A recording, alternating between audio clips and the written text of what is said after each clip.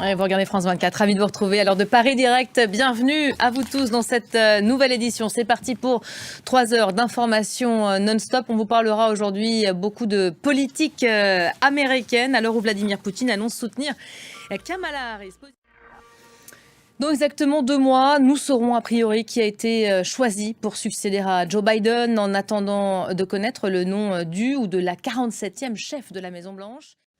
Et Kamala Harris sera ce soir en Pennsylvanie, État clé pour la suite de ses déplacements, un État où la course s'annonce particulièrement serrée.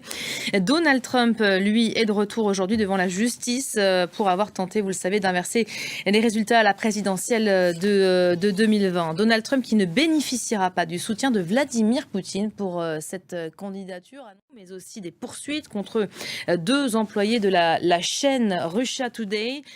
Bonjour Bilal, c'est le décryptage du jour. Oui. Le premier volet peut-être pour commencer, parce que c'est assez dense. Qui sont ces 2 employés dont on parle chez Russia Today qui sont poursuivis? Alors, il s'agit, Elisabeth, de 2 citoyens russes. Derrière Kamala Harris, la candidate démocrate. Absolument. À suivre donc. Merci beaucoup Bilal. Merci pour le décryptage du jour. Un autre dossier qu'on continue évidemment à suivre de près, les suites des négociations au Proche-Orient. Elles restent au point mort.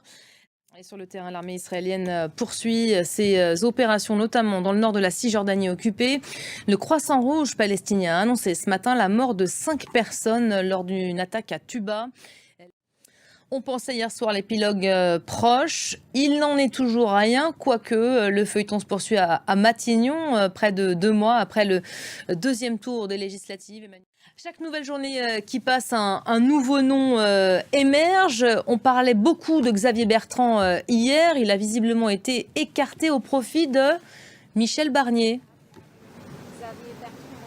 Et oui, effectivement, c'est l'option qui tient la corde depuis. Voilà, on va rester prudent, c'est ce qu'on a appris de cette séquence politique de ce feuilleton. Merci beaucoup Sylvain, qu'on va retrouver évidemment tout à l'heure. Peut-être l'épilogue donc pendant ce Paris Direct et ce nom que l'on attend tant ici en France, celui du prochain chef du gouvernement. En un mot, cette affaire à l'issue terrible, on a appris ce matin la mort de Rebecca Cheptegei, cette athlète ougandaise. Voilà pour l'essentiel de l'actualité en cette mi-journée.